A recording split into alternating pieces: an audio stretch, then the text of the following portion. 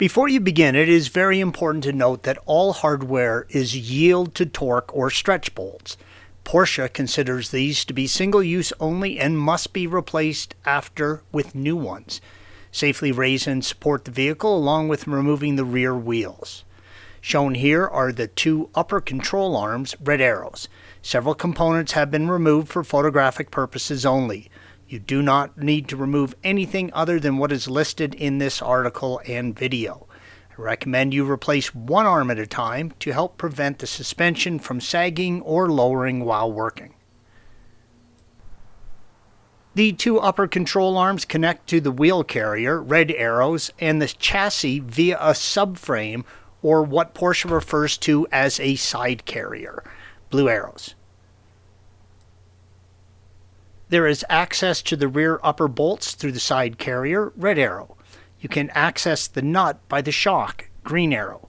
Use an 18mm wrench and a 19mm socket to remove this hardware. There is clearance between the chassis to get a socket on the bolt, blue arrow, and a wrench on the nut. Unlike the tow arm, you can remove this bolt without having to move the side carrier.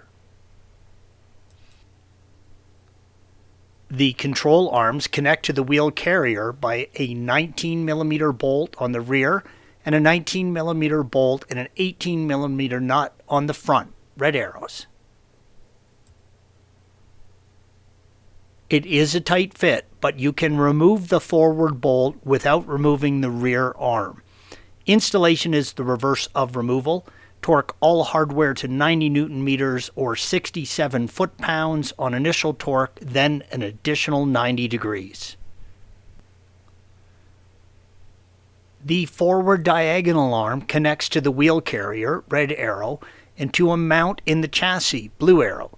You will need to remove the chassis brace, green arrow, to service this arm.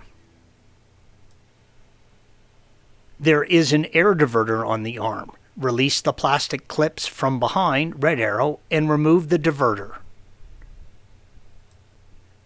Use a T55 torque and remove the single screw holding the chassis diagonal brace to the mount. Use a 16mm and 18mm sockets and remove the two other bolts and lower the brace out of the way. The brake line bracket is attached to the chassis mount. Use a 10mm and remove the fastener. Note you do not need to separate the brake line. We had it separated for another job. Use a 21mm wrench and a 19mm socket and remove the nut, red arrow, and bolt, blue arrow. It is a tight fit, but the bolt will clear without removing the wishbone arm.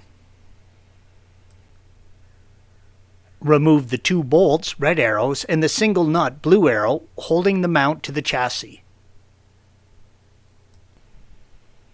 If for some reason you are not removing the wheel carrier hardware, you can swing the mount down and use a 21mm wrench and a 19mm socket to remove the hardware. If you are replacing the arm, take it to your bench and place the arm in a vise to help support it when removing the hardware. Now is a good time to clean the mount to chassis area. Use care when inserting the new bolts and hand thread them to start. You do not want to cross thread where the hardware goes into the chassis or you have a major problem on your hands. Installation is the reverse of removal. Make sure the suspension geometry is level with the ground. Torque the diagonal arm to wheel carrier and mount to 90 Nm or 67 foot-pounds, and then an additional 90 degrees. Torque the diagonal mount to body to 65 Nm or 48 foot-pounds. Torque the chassis diagonal brace to the rear cross member to 30 Nm or 22 foot-pounds, and then an additional 90 degrees. Torque the diagonal brace to body front to 90 Nm or 67 foot-pounds, then an additional 90 degrees. Thanks for watching. Be sure to subscribe to our channel and check out another video in this series.